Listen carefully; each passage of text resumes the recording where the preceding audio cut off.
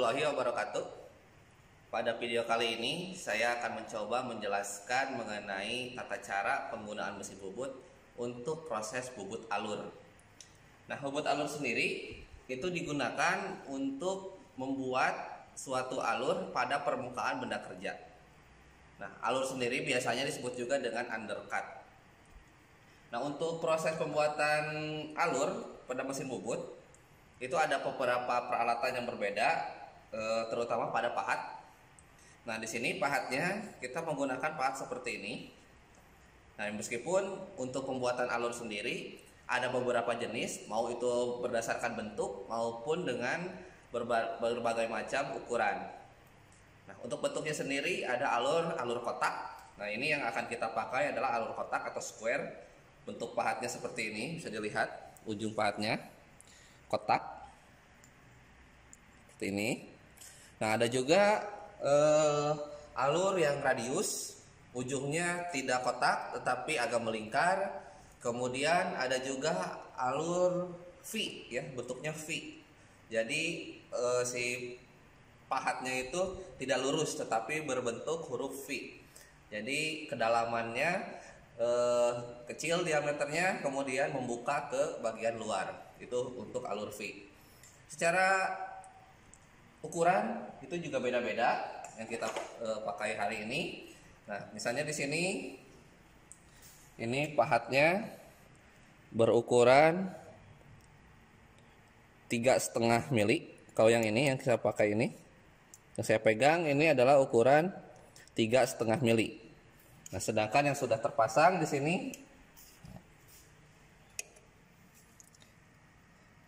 ini adalah berukuran 2 mili. Ya.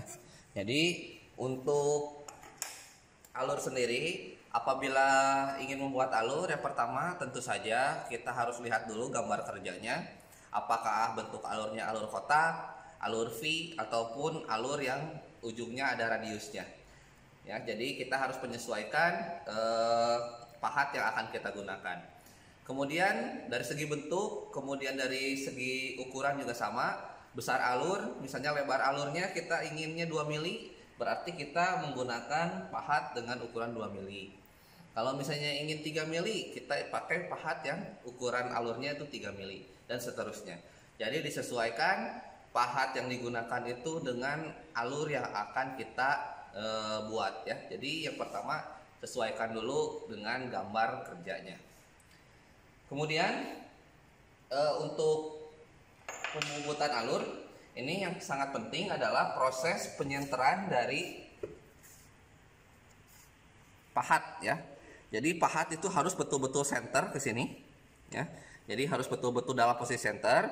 Pada video sebelumnya saya sudah menjelaskan bagaimana cara men-setting pahat agar benar-benar center, ya. Nah, jadi harus betul-betul center, karena kalau misalnya posisi pahat misalnya ini, ya, terlalu atas seperti ini, maka benda kerja tidak akan termakan, malah ujung-ujungnya akan panas, ya. Atau misalnya benda si pahat ini di settingnya itu terlalu bawah seperti ini. Nah, posisinya seperti ini misalnya, ya, di bawah.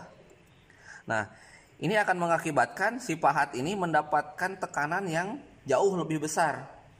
Maka akan ada risiko pahat tersebut patah, ya. Atau misalnya benda kerjanya akan menjadi bengkok.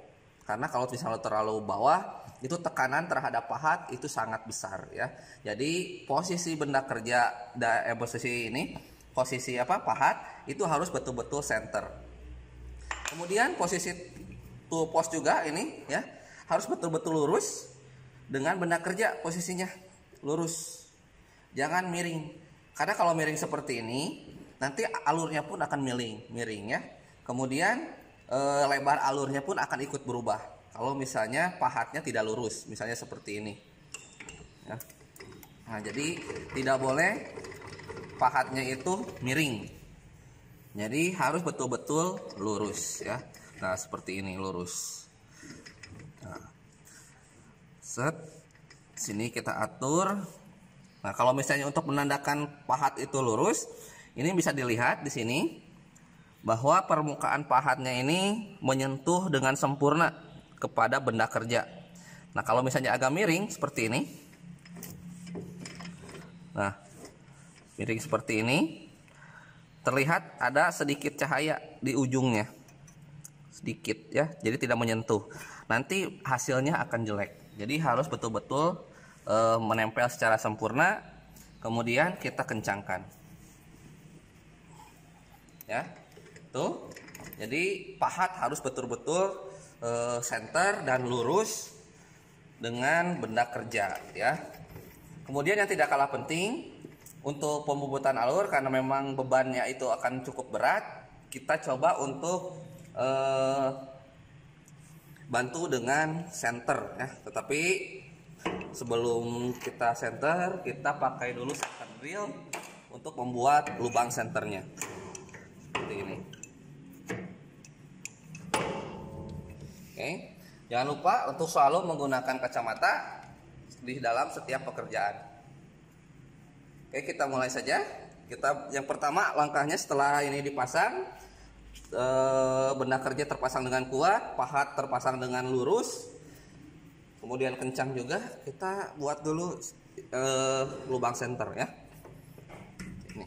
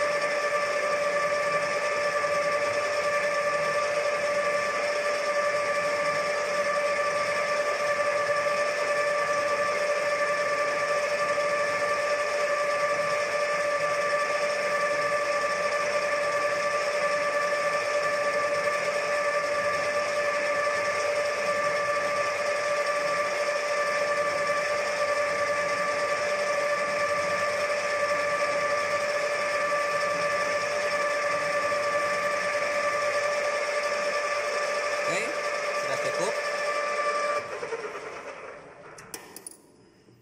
Nah, kita ganti caknya dengan light center ya, atau center putar ini.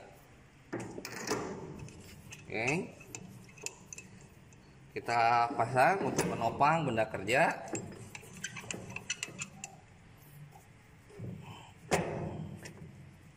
Kunci seperti ini.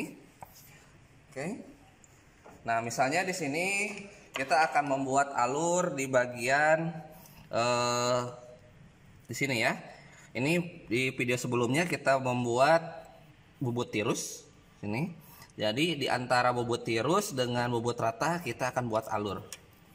Misalnya di sini diameternya adalah 19,0 ya. Nah, kita akan membuat alur dengan lebar alurnya 2 mili dengan kedalaman misalnya 3 mili ya.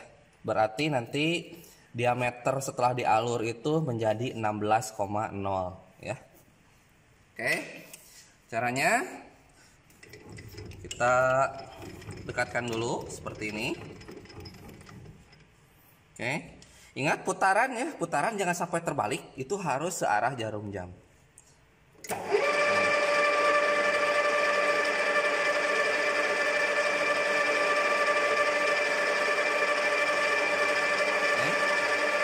Oke, biar lebih jelas saya matikan dulu mesinnya. Posisikan pahat itu betul-betul di samping ini ya, di samping perbatasan ini supaya nanti pas ukuran alurnya. Jadi diusahakan menempel ya pinggirnya ini. Seperti itu. Oke, balik. Nah, ini sudah menyentuh seperti ini. Kita setting di noniusnya di sini.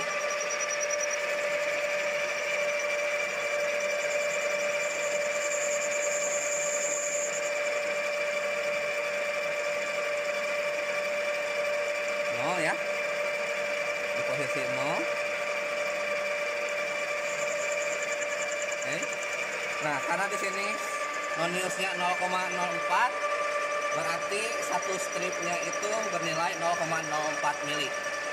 Nah, berarti kalau kita ingin memberikan alur sedalam 3 mili, berarti kita harus menggerakkan nonius ini di eretan melintang ini sebanyak 75 strip. Kita coba sedikit-sedikit. Untuk pembuatan alur itu tidak boleh dipaksa.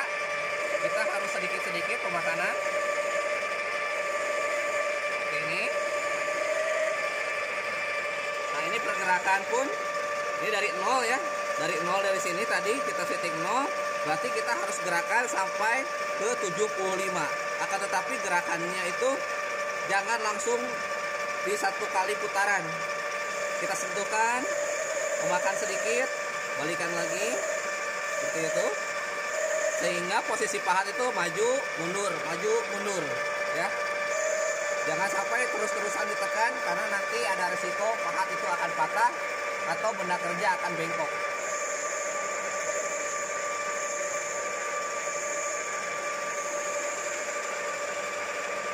Nah, ini bisa kita bantu dengan kolom juga biar tidak terlalu panas.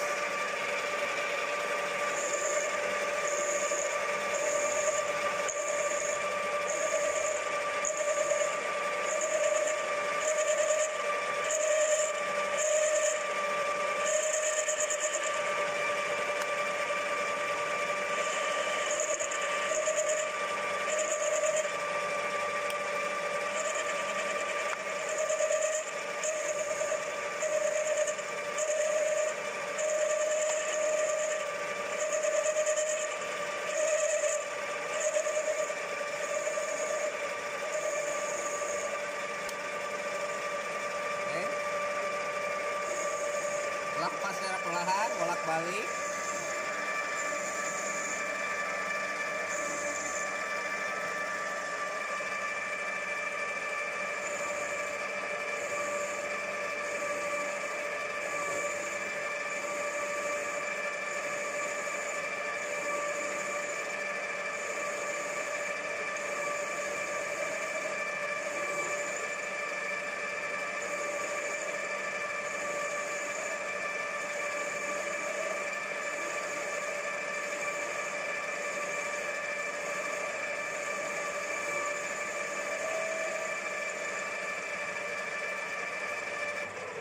Oke, kita cek dulu kedalamannya. Tadi yang akan kita alur itu sedalam 3 mili. Berarti kalau diameter awalnya 19, maka diameter setelah dialur adalah 16 ya.